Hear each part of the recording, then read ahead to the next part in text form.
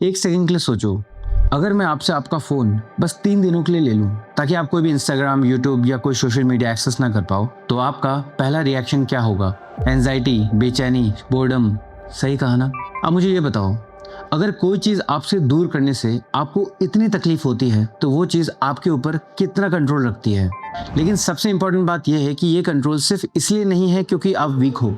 असली प्रॉब्लम यह है कि आपके ब्रेन का डोपामिन सिस्टम नॉर्मल तरीके से काम करना बंद कर चुका है और इसीलिए धीरे धीरे आप अपनी लाइफ का कंट्रोल खोते जा रहे हो। और आज हम यही समझेंगे कि ये एग्जैक्टली कैसे हुआ और सबसे ज्यादा जरूरी कि इसे वापस कैसे ठीक किया जाए।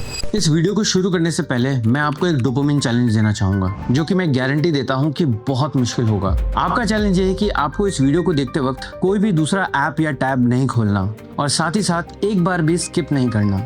ये चैलेंज मैं इसीलिए दे रहा हूँ क्योंकि इस वीडियो में एक हिडन मोमेंट है जो सिर्फ वही पकड़ पाएंगे जो इसे सच में ध्यान से देखेंगे। तो चलो शुरू करते हैं। तो अब सबसे पहले ये समझते हैं कि आपका हाथ ऑटोमेटिकली फोन की तरफ कैसे चला जाता है जब भी आप किसी नोटिफिकेशन को सुनते हो। और जवाब है डोपामिन। तो डोपामिन एक न्यूरोट्रांसमीटर है, मतलब आपके ब्रेन का एक केमिकल मैसेंजर, एक सिग्नल जिसे आप किसी मैसेज की तरह समझ सकते हो, जो एक ब्रेन सेल दूसरे ब्रेन सेल को भेजता है। और इस मैसेज में बस एक ही चीज लिखी होती है, जाओ करो। डोपामिन आपको किसी चीज को चाहना सिखाता है। जब भी आपके सामने आपका फेवरेट खाना आता है, आपका मुंह पानी से भर जाता है। आपने खाना खाया नहीं, आपने उसे सिर्फ देखा, लेकिन आपकी बॉडी रिस्पॉन्ड करती है, वही डोपामिन है। जब भी आपको आपके किसी चाहने वाले का मैसेज आता है तो फोन उठाने से पहले ही आपका दिल तेजी से धड़कता है, वही डोपामिन है। तो क्या आप कुछ समझे? डोपामिन रिवॉर्ड मिलने पर नहीं आता, डोपामिन रिवॉर्ड मिलने की पॉसिबिलिटी पर आता है। और इसी फर्क को समझना इस पूरी वीडियो का सबसे इंपॉर्टेंट पॉइंट है। अब सवाल ये है कि ये पॉसिबिलिटी पैदा कहाँ होती है? आपके ब्रेन के बिल्कुल सेंटर में एक छोटा सा हिस्सा होता है जिसका नाम है VTA।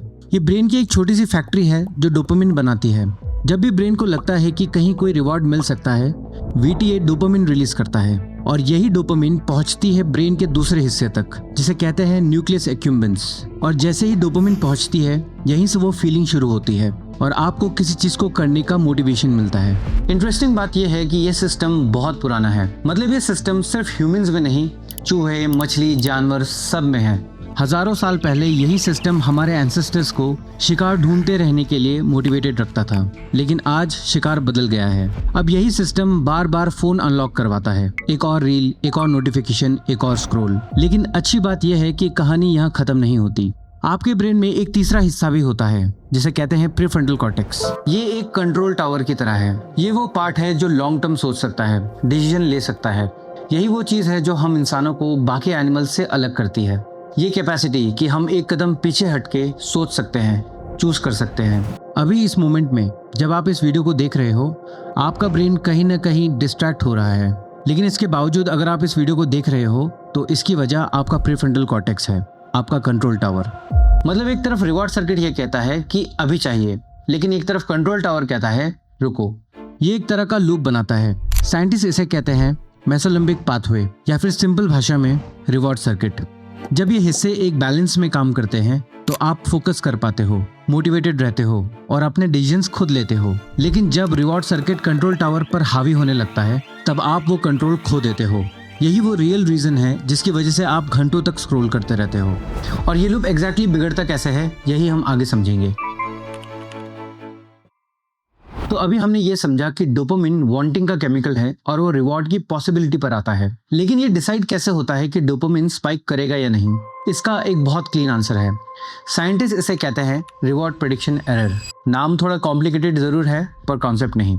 सोचो आपका एक दोस्त है राहुल। राहुल कभी कभी आपको चॉकलेट देता है। पहली बार जब उसने आपको चॉकलेट दिया, आप सरप्राइज हुए, डोपामिन स्पाइक हुआ और आपके ब्रेन ने इसे नोट किया। लेकिन दूसरी बार जब उसने आपको चॉकलेट दिया, आप थोड़ा कम सरप्राइज हुए। तीसरी बार आपको पहले से ही ये पता था कि वो आपको चॉकलेट देगा और जब उसने आपको चॉकलेट दिया तो आप कम एक्साइटेड हुए। डोपामिन फ्लैट रही और ब्रेन ने कुछ भी नया नहीं सीखा। अब तक आपको डेली चॉकलेट मिलने की आदत पड़ चुकी थी, लेकिन एक दिन अचानक राहुल ने आपको चॉकलेट देना बंद कर दिया। उस मोमेंट पर जब आपको पहले से ही एक्सपेक्टेड था कि आपको रिवॉर्ड मिलेगा, आपको वो मिला नहीं, तो आपका डोपामिन लेवल अपने बेसलाइन से नीचे गिर गया और आपको एक डिसअपॉइंटमेंट की फीलिंग महसूस हुई। इसी को कहते हैं रिवॉर्ड प्रेडिक्शन एरर। और इसमें 3 चीजें होती हैं। जब भी रिवॉर्ड प्रेडिक्शन से बेटर होता है तो डोपामिन स्पाइक करता है, और जब रिवॉर्ड एग्जैक्टली वैसी होती है जैसा ब्रेन ने एक्सपेक्ट किया था, तो डोपामिन लेवल फ्लैट रहती है। लेकिन जब रिवॉर्ड ब्रेन की एक्सपेक्टेशन से बुरी होती है तो डोपामिन लेवल नीचे गिर जाती है और आपके ब्रेन को एक डिस्कम्फर्ट महसूस होता है। ये आपके ब्रेन का एक लर्निंग मैकेनिज्म है। इसीलिए बच्चे गलती करके सीखते हैं। इसीलिए आप वो काम बार बार करते हो जो आपको अच्छा रिजल्ट देता है। इसीलिए हजारों साल पहले इंसानों ने सर्वाइवल सीखा, सिर्फ इस फीडबैक लूप के सिस्टम से। लेकिन इस सिस्टम में एक लूप होल है। सोचो, हजारों साल पहले एक हंटर जंगल में जो हर रोज शिकार ढूंढता है, क्या कोई गारंटी है कि उसे आज शिकार मिलेगा? नहीं। क्या कोई गारंटी है कि वो वापस सेफ आएगा? नहीं। क्या उसकी जिंदगी हर दिन अनसर्टेन थी? हाँ, बिल्कुल। वही अनसर्टेनिटी, वही पता नहीं क्या होगा, डोपामिन को उसके ब्रेन में रिलीज करती थी ताकि वो मोटिवेटेड और फोकस्ड रहे और उसे आगे चलने की ताकत मिले। वो हंटर कहीं नहीं गया, वो हंटर आपके अंदर है। आज की इस मॉडर्न दुनिया में उस हंटर के ब्रेन के सिस्टम को अनसर्टेनिटी ढूंढने के लिए जंगल नहीं जाना पड़ता। अनसर्टेनिटी लिटरली अब आपके हाथों में है और ब्रेन वही करता है जो वो जंगल में करता था, डोपामिन रिलीज करके आपको मोटिवेटेड रखना। ढूंढते रहो और आगे चलते रहो। फर्क सिर्फ इतना है कि जंगल में एक दिन में अनसर्टेनिटीज कितनी थी, शायद मैक्सिमम 10 या 20, लेकिन आपके फोन में हर घंटे हजारों। और यहीं से असली प्रॉब्लम शुरू होती है। आपका ब्रेन बैलेंस ढूंढता है। जैसे जब गर्मी में आपको पसीना आता है तो बॉडी खुद को ठंडा करती है। जब ठंड में आप कांपते हो तो बॉडी उससे खुद को गर्म करती है। ये करना आप डिसाइड नहीं करते, आपकी बॉडी अपने आप बैलेंस मेंटेन करती है। अब सोचो, आपका ब्रेन जो हजारों डोपामिन स्पाइक्स एक साथ एक्सपीरियंस करता है, notifications, reels, gaming, junk food, हर एक स्क्रॉल, ब्रेन सब कुछ नोटिस करता है और एक स्मार्ट सिस्टम की तरह डिसाइड करता है। इतना स्टिम्युलेशन कांस्टेंट आ रहा है, ये नॉर्मल नहीं लग रहा, बैलेंस बिगड़ रहा है, कुछ ना कुछ जल्दी एडजस्ट करना पड़ेगा।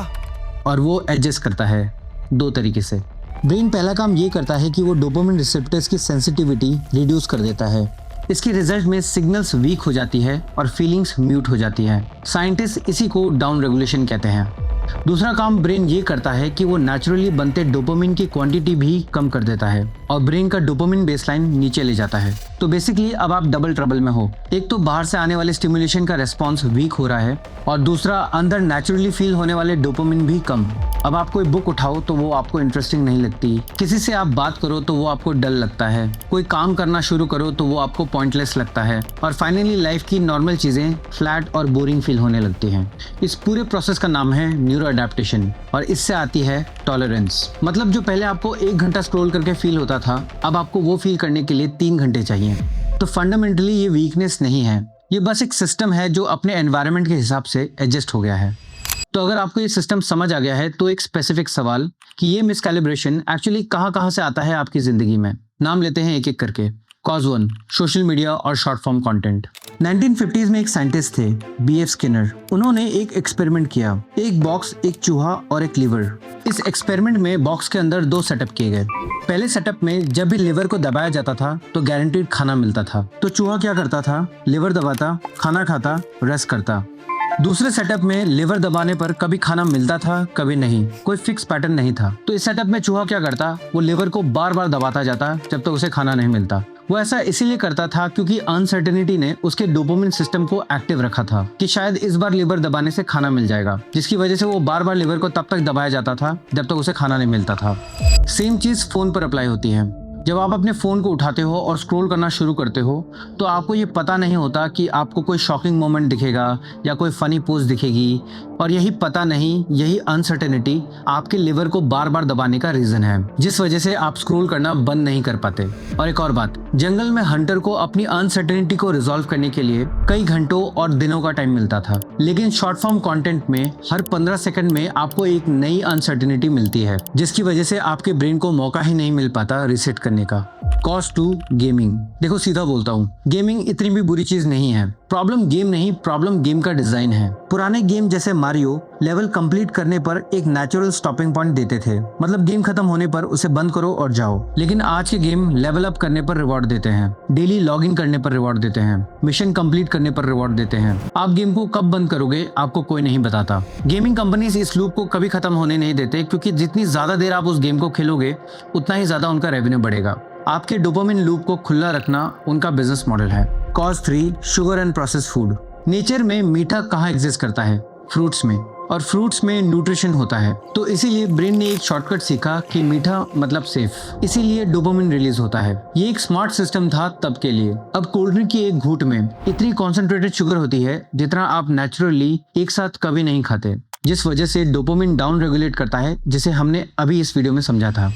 Cause for constant notification. जब फोन आपके टेबल पर है और नोटिफिकेशन की आवाज आती है तो आपके अंदर क्या होता है? एक छोटा सा पुल, किसका मैसेज होगा, क्या होगा, वही डोपामिन था, सिर्फ उस आवाज पे।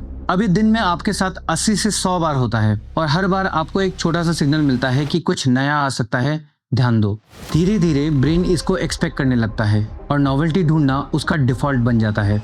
ये डिस्ट्रैक्शन नहीं है, ये एक रिकंस्ट्रक्टेड ब्रेन है। और ये सबसे खतरनाक इसीलिए है क्योंकि आप बाकी चीजों को चूज करते हो, लेकिन नोटिफिकेशंस आपके पास आती है बिना परमिशन के। तो ये 4 चीजें, सोशल मीडिया की इंजीनियर्ड अनसर्टेनिटी, गेमिंग के never ending loops, processed food के आर्टिफिशियल स्पाइक्स, नोटिफिकेशन की कांस्टेंट इंटरप्शन, ये सब मिलके ब्रेन के एक ही सिस्टम को एक ही डायरेक्शन में पुश कर रहे हैं। लेकिन थ्योरी समझना अलग बात है और खुद में देखना अलग। इसीलिए अब मैं एक एक करके आपको 5 चीजें बताऊंगा और आपको ये काउंट करना है कि कितनी चीजें आपसे मैच करती हैं और उस नंबर को नीचे कमेंट करना है। Number 1, low motivation. आपका कोई इंपॉर्टेंट काम है, आप जानते हो कि आपको ये करना चाहिए, पर जब आप उस काम को करना शुरू करते हो आपको वो काम करने का मन नहीं करता और इसलिए आप अपने बारे में ये सोचते हो कि आप लेजी हो। Number 2, poor focus. आपने काम करना शुरू तो किया लेकिन 2-3 मिनट बाद आपको एक रैंडम ख्याल आया, आपने अपना फोन उठा लिया और रील स्क्रॉल करना शुरू कर दिया और कई घंटों बाद आपको ये रियलाइज हुआ कि आप जो काम करना चाहते थे वो पीछे छूट चुका है। Number 3, procrastination. आपके ब्रेन के 2 हिस्सों में एक जंग छिड़ी हुई है। एक जो कहता है कि ये काम फ्यूचर के लिए इंटरेस्टिंग है और दूसरा ये कहता है कि अभी ये बोरिंग है, फिलहाल वो वीडियो इंटरेस्टिंग लग रही है, पहले उसे देखते हैं। Number 4, chronic boredom. आपको इतना ज्यादा बोर्ड फील होता है जैसे आपके पास कुछ करने को है ही नहीं। नंबर 5, वो चीजें जो पहले अच्छी लगती थी अब नहीं लगती। आपकी कोई एक हॉबी है जिसे करने से पहले आपको टाइम का पता नहीं चलता था, लेकिन अब वही चीजें आपको इंटरेस्टिंग नहीं लगती और इसलिए अब आप ये सोचते हो कि शायद अब मैं बदल चुका हूँ। अगर इन 5 चीजों में ज्यादातर चीजें आपसे मैच करती हैं तो घबराओ मत। ये 5 चीजें अलग अलग प्रॉब्लम्स नहीं हैं, ये एक ही प्रॉब्लम के अलग अलग चेहरे हैं। इस पूरी वीडियो के दौरान आपको कहीं ना कहीं ये अर्ज जरूर महसूस हुई होगी कि इस वीडियो को बंद करो और रील्स चलाओ, या फिर आपको स्किप करने का मन जरूर किया होगा। ये वही हिडन मोमेंट था जो इस वीडियो की स्टार्टिंग में मैंने मेंशन किया था। ये वो था जो आप महसूस करते हो अपने ब्रेन के बारे में। मैं गारंटी देता हूँ कि 90% लोग इसे सुन के भी मिस कर गए होंगे क्योंकि वो लोग ये सोचते हैं कि ये उनके साथ कभी नहीं होता, लेकिन ये हो रहा है, शायद अभी भी। तो अब सबसे जरूरी सवाल, क्या ये सब रिवर्सिबल है? और जवाब है हाँ। सॉल्यूशन जानने से पहले अगर आपको ये वीडियो जरा सा भी वैल्यूएबल लगी हो तो चैनल को लाइक एंड सब्सक्राइब कीजिए। मेरी हमेशा ये कोशिश रहती है कि मैं इस चैनल पर ऐसा कंटेंट लेके आऊं जो आपको बेटर बनाता है। तो चलो अब ये समझते हैं कि आप रिकवर और रिसेट कैसे कर सकते हैं। Step 1, exercise. रिसर्च ये दिखाती है कि रेगुलर मूवमेंट डोपामिन सिस्टम की सेंसिटिविटी वापस बढ़ा सकती है। वही चीजें जो डाउन रेगुलेट हुई थी एक्सरसाइज से वापस लौट सकती हैं। और ये जरूरी नहीं कि ये जिम वाला एक्सरसाइज हो, वॉकिंग, डांस, योगा, कोई भी ऐसी चीज जो बॉडी को मूव करे, बस 30 मिनट हर दिन। पहला कदम यह है कि आज शाम या कल सुबह बस 20 मिनट की एक वॉक पर जाओ बिना फोन के। Step 2, digital detox.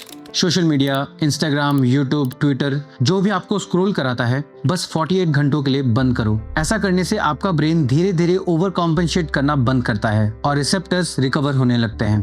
पहला कदम यह है कि आप ऐप डिलीट मत करो, आप बस उन ऐप्स को अपने होम स्क्रीन से हटा दो और अपने फोन को ग्रे स्केल मोड में रख दो। बेसिकली आपको उन ऐप्स को यूज करने के लिए फ्रिक्शन क्रिएट करना है। Step 3, sleep. ये सबसे अंडररेटेड स्टेप है लेकिन सबसे इंपॉर्टेंट भी।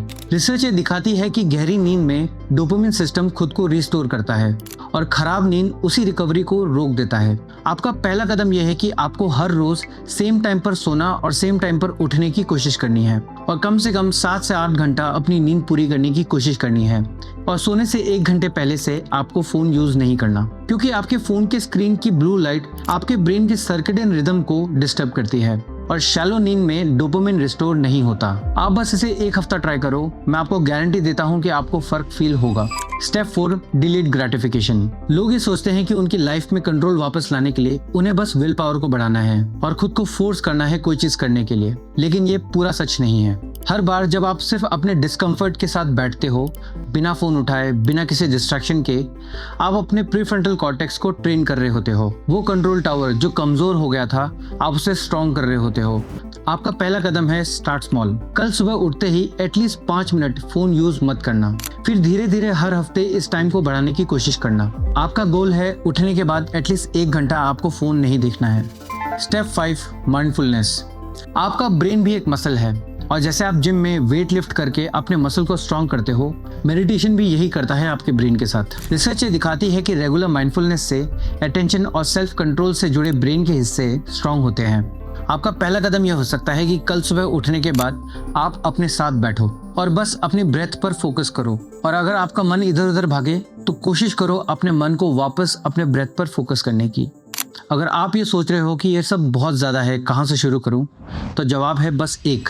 इन सभी स्टेप्स में से कोई भी एक स्टेप उठाओ और उसे अपनी लाइफ में हर दिन अप्लाई करने की पूरी कोशिश करो, क्योंकि ब्रेन को रिवायर होने के लिए सिर्फ एक चीज़ की ज़रूरत होती है, रिपीटेड एक्सपीरियंस की। स्क्रोल से ज़्यादा चलो, कंज्यूम से ज़्यादा क्रिएट करो। छोटी छोटी चीज़ों को रिपीट करके इम्प्रूव करना ही काम करती है। अगर आप इस वीडियो में यहाँ तक पहुँच चुके हो तो आप सच में अपनी लाइफ को इम्प्रूव करना चाहते हो। आपका चैलेंज ये है कि आपको आज से 7 दिन तक इन 5 स्टेप्स को अपनी लाइफ में अप्लाई करना है। अगर आप इस चैलेंज को एक्सेप्ट करते हो तो आपको नीचे अपना डेट कमेंट करना है और 7 दिन बाद वापस आकर इस वीडियो में डे 7 कमेंट करना है। कोई एक्सप्लेनेशन नहीं, कोई ऐसे नहीं, बस डे 7। क्योंकि जो लोग ये करेंगे वो ये खुद जान जाएंगे कि उनकी लाइफ में कुछ बदला। उन्हें मुझे ये प्रूफ करने की जरूरत नहीं। और अगर कुछ नहीं बदला तो भी कमेंट करो कि आपको कहाँ प्रॉब्लम्स फेस हुई। मैं ये सच में जानना चाहता हूँ, क्योंकि ये एक्सपेरिमेंट सिर्फ आपका नहीं, ये मेरा भी है। तो शुरू करो आज से ही, कल से नहीं, क्योंकि हो सकता है कल आपका ब्रेन एक नया बहाना ढूंढ ले।